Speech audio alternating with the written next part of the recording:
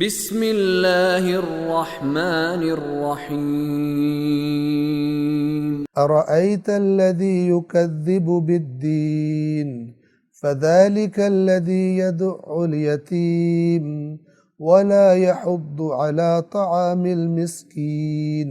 سورۃ الماعون کا ترجمہ اور مختصر وضاحت بنام خدائے رحمان الرحیم۔ آیت نمبر 1۔ ارأیت، یہ وہی لفظ ہے تھوڑی سی بدلی ہوئی شکل میں جو سورۃ الفیل میں گزرا۔ علم ترى معنی وہی ہے۔ ارأیت الذی یکذب بالدین، کیا آپ نے دیکھا اس شخص کو کہ جو یکذب تکذیب کرتا ہے، جھٹلاتا ہے، یعنی کہتا ہے یہ جھوٹ ہے۔ کس کو جھٹلاتا ہے؟ بالدین، جزا کو۔ یاد رکھیے دین دو معنی میں قرآن مجید میں آیا ہے، دو بڑے معنی میں۔ ایک معنی اس کا جزا ہے اور ایک معنی اس کا قوانین کا مجموعہ، آئین، جسے شریعت اسلام کہتے ہیں۔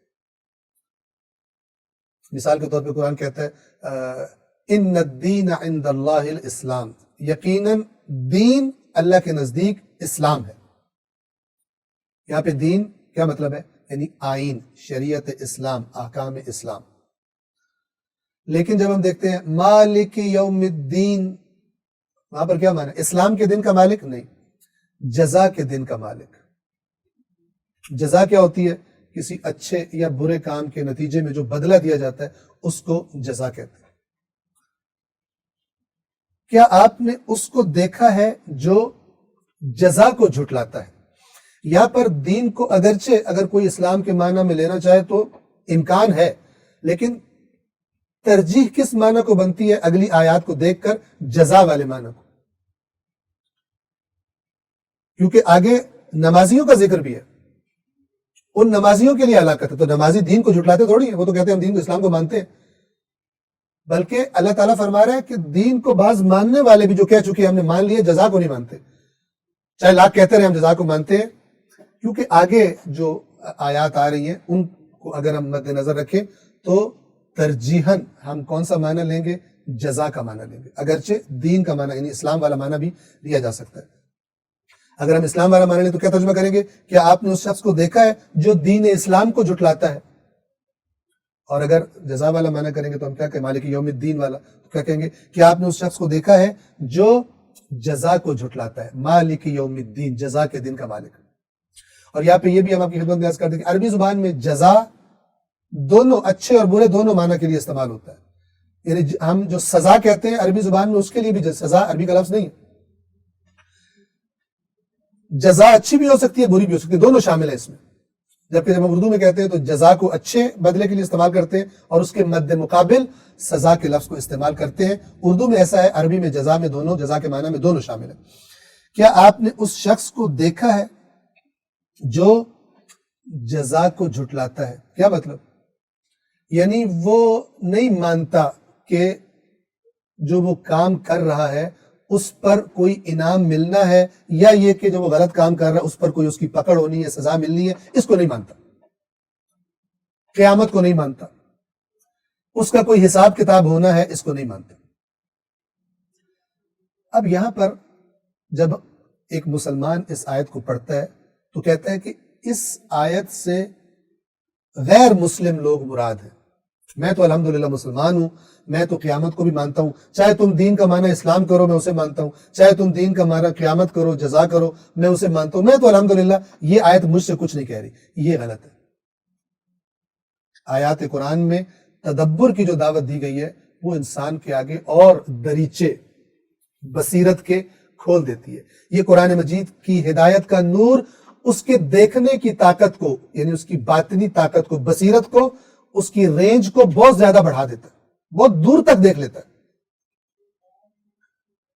اب آپ غور فرمائیے، کیا آپ نے اس شخص کو دیکھا کہ جو جزا کو جھٹلاتا ہے؟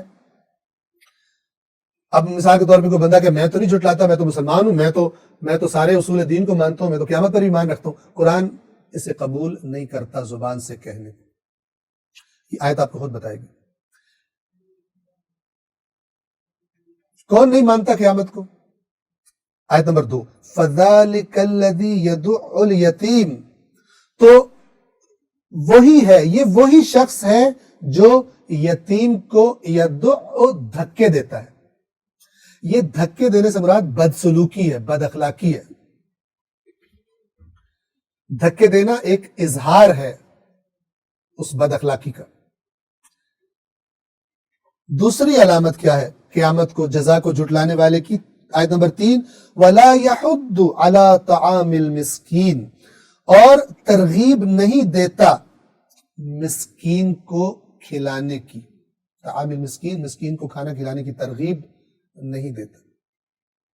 یہ دو علامتیں جس میں ہیں، قرآن فرما رہا ہے کہ یہ بندہ جزا کو نہیں مانتا، چاہے کہے میں مانتا ہوں، چاہے اپنے سر پہ اپنے ماتھے پر لکھوا لے میں قیامت کو مانتا ہوں، چاہے اپنے گھر کے باہر لکھوا لے کہ یہاں رہنے والا قیامت کو مانتا ہے، نہیں مانتا۔ جب تک یہ علامات اس کے اندر پائی جاتی ہیں نہیں مانتا۔ یہ کیسے ہے؟ یہ بالکل اس کی مثال اسی طرح ہے، اللہ تبارک و تعالی انسان کو سمجھا رہا ہے بالکل اسی طرح جس طرح ایک مخلص ڈاکٹر، ایک طبیب ایک ایسے بندے کو سمجھاتا ہے جس کو بڑی خطرناک بیماری ہے لیکن اس بندے کو پتہ ہی نہیں کہ میں بیمار ہوں۔ اور آپ کو پتہ ہے نا، جو چھوٹی موٹی بیماری ہوتی ہیں وہ جلدی پکڑی جاتی ہیں، ان کے آثار جلدی نظر آتے ہیں۔ خطرناک بیماریاں جو ہوتی ہیں وہ بہت دیر کے بعد ان کا پتہ چلتا ہے کہ یہ بیماری ہے بھی یا نہیں۔ کئی لوگوں کو عرصہ دراز کے بعد پتہ چلتا ہے انہیں کینسر ہے، اور پتہ تب چلتا ہے جب اس کا علاج نہیں ہو سکتا۔ مثال کے طور پر روحانی بیماریاں بھی ایسی ہوتی ہیں۔ تو وہ جو طبیب ہے وہ اللہ ہے، وہ بتا رہے کہ تو مت کہہ کہ تو صحت مند ہے، تو مت کہہ کہ تو مانتا ہے قیامت کو، میں تجھے بتا رہا ہوں تو نہیں مانتا، تو بیمار ہے، تیرے اندر یہ بیماری موجود ہے، جزا کو جھٹلانے کی۔ اب آپ کسی ڈاکٹر کے پاس گئے، آپ اپنے آپ کو بالکل صحت مند سمجھ رہے تھے، اس نے آپ کو دیکھا، آپ کے ٹیسٹ کیے اور آپ سے کہا کہ آپ ایک بہت ہی مہلک بیماری میں مبتلا ہے جو آپ کو ہلاک کر دے گی۔ آپ کو ایک جھٹکا لگا، آپ نے کہا ڈاکٹر صاحب میں تو بالکل ٹھیک ہوں، میں تو روز صبح ایکسرسائز کرتا ہوں، میں تو ہر چیز کھاتا ہوں، فلان، مجھے سر میں درد تک نہیں ہوتا۔ آپ کہہ رہے ہیں ہلاکت والی بیماری ہے۔ اگر آپ کو ڈاکٹر کی بات پر اعتماد ہے، کون بے وقوف ہوگا جس کو ڈاکٹر کی بات پر اعتماد نہ ہو، جبکہ ڈاکٹر اس کا مخلص بھی ہو؟ بہت بڑا بے وقوف ہوتا ہے۔ اللہ کی بات پر اعتماد نہ کرنے والے بھی بہت بڑے بے وقوف ہیں۔ رسول اللہ کی بات پر بھی اعتماد نہ کرنے والے، وہ اعتماد جو واقعی اعتماد ہو، صرف زبان کی حد تک محدود نہ ہو، وہ بہت بڑے بے وقوف ہیں۔ اس لیے قرآن مجید فرماتا ہے اکثرہم لا یعقلون، اکثر ان میں سے عقل استعمال ہی نہیں کرتے۔ کیوں نہیں کرتے؟ ان کی عقل لگی ہوئی ان کی خواہشیں پوری کرنے میں، ان کی دنیاوی آرزویں پوری کرنے میں۔ تو وہ ڈاکٹر آپ سے کہتا ہے کہ مہلک بیماری ہے آپ کو، آپ کہتے ہیں آپ کیسے کہہ رہے ہیں؟ وہ کہتا ہے یہ ٹیسٹ ہے، یہ آپ کے بلڈ کے اندر یہ مسئلہ ہے، یہ مسئلہ ہے، یہ بتا رہا ہے کہ آپ موت کے قریب آ چکے ہیں۔ ظاہری طور پہ آپ اپنے آپ کو بڑا صحت مند سمجھ رہے ہیں۔ کائنات کا سب سے بڑا طبیب جو خالق بھی ہے، اس سے بہتر کون جانتا ہے بیماریوں کو؟ وہ بتا رہا ہے مت کہہ زبان سے کہ تو جزا کو مانتا ہے، پہلے دیکھ یہ تیرے دو ٹیسٹ کلیئر ہیں یا یہ ٹیسٹ کلیئر نہیں ہے۔ پہلا ٹیسٹ کیا ہے؟ یتیم سے بدسلوکی۔ کیسے تیرے اندر جرأت آئی ہے یتیم سے بدسلوکی کی؟ کہ ایسی عمر میں کہ جب کہ وہ خود طاقتور نہیں ہے، اپنے قدموں پہ کھڑا نہیں ہے، تو نے اس کو بے سہارا سمجھا اور اس کے مال پہ چڑھ دوڑا، اور اس کو تو ڈرا دھمکا کے رکھتا ہے تاکہ وہ اپنا مال تجھ سے طلب نہ کر سکے، ڈرا رہے تجھ سے۔ اب اس میں وہ بھی شامل ہے کہ جو کسی یتیم کی سرپرستی ہو ان کے پاس، مثلا ایک بھائی مر گیا، اس کے چھوٹے چھوٹے بچے ہیں، دوسرے بھائی کے پاس سرپرستی آ گئی، اب وہ بھائی یا اللہ کا نمائندہ بن کے سرپرستی کرے گا یا ابلیس کا نمائندہ بن کے سرپرستی کرے گا۔ اب میں آپ کو مثال دیتا ہوں، کوئی بندہ اپنے یتیم بھتیجوں یا بھانجوں کا مال کھاتا رہے اور اوپر سے ساتھ ساتھ تسبیحیں بھی پڑھتا رہے اور عمرے بھی کرتا رہے اور حج بھی کرتا رہے اور زیارتیں بھی کرتا رہے، یہ اس کے منہ پہ دے ماری جائیں گی۔ اس سے کہا جائے گا تو ان ہستیوں کے در پہ جاتا تھا، تجھے حیا نہیں آتی تھی کہ اتنی بے شرمی کرنے کے بعد اسی بے شرمی کے ساتھ تو آتا تھا اور اسی بے شرمی کے ساتھ تو واپس بھی چلا جاتا تھا، تیرے پہ اثر نہیں ہوتا تھا۔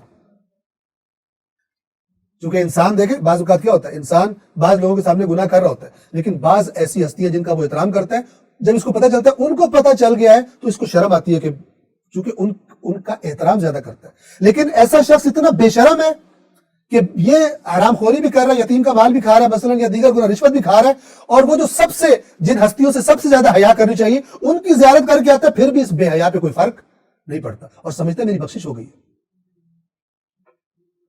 ایسے شیطان ایسے بے ایمانوں کو دھوکہ دیتا ہے, ٹھیک ہے, تاکہ اپنی اسی سرکشی میں غلطا رہے اور زیادہ نشہ ہو جائے ان کو ان بدماشیوں کا, کہ جب ان کو ساتھ ساتھ یہ بھی کہا جا رہا ہے کہ تمہاری تو بخشش ہوگی کیونکہ تم نے یہ عبادت کر دی ہے, تم نے یہ چندہ دے دیا, تم نے یہ صدقہ دے دیا, تم نے یہ زیارت کر لی, تم نے یہ عمرہ کر لی, تم نے یہ حج کر لی. میں اس درس قرآن میں بار بار اس بات کو ریپیٹ کرتا ہوں کیونکہ یہ کرپٹ لوگوں کو بہانے دے دیے گئے اپنی کرپشن کو جاری رکھنے کے. قرآن کا ایک فیصلہ, انما یتقبل اللہ من المتقین, توجہ فرمائیے کہ اللہ صرف متقین سے قبول کرتا ہے. یتیم کا کھا کے تجھ سے قبول ہوگا زیارت؟ رشوت کھا کے حرام سے کیے ہوئے مال سے تیری زیارت قبول ہوگی؟ یا قرآن غلط ہے یا تو غلط ہے کہ تو غلط ہے, حرام خور غلط ہے, رشوت خور غلط ہے, قرآن حق ہے. اور جس بھی کسی نے کسی تقریر میں کسی کتاب میں تجھے یہ ڈھکوسلا دے دیا ہے کہ تو حرام بھی کھا پھر بھی تو بخشا ہوا ہے اور تیری عبادات قبول ہو رہی ہے, بہت خطرناک بات ہے, یاد رکھیے گا. انما یتقبل اللہ من المتقین, اللہ صرف متقین سے قبول کرتا ہے. رشوت خور کی کیا قبول ہوگا؟ یتیم کا مال کھانے والے کا کیا قبول ہوگا جب تقوی ہی نہیں ہے؟ جو آیا حرام سے ہے مال, اس سے تو کون سا نیک کام کرے گا جو تیرا قبول ہوگا؟ دوائی کڑوی ہے, ذائقہ کڑوا ہے اس کا, لیکن دوا یہی ہے. یا اسی نشے میں پڑے رہے ادھر ادھر سے ڈھکوسلے سن کر, اور یا پھر وہ سنے کہ یا پڑھے خود جا کر کے قرآن کے اندر کیا لکھا ہوا. اللہ کہہ رہے نہیں مانتا تو قیامت کو, تو نے یتیم کو بے سہارا سمجھ لیا اور تو چڑھ دوڑا, یا یتیم تیرے معاشرے میں تھے اور تجھے ان کی پرواہ کوئی نہیں, کوئی تیرے پاس آیا بھی تو نے اس کو دھکے ہی دیے.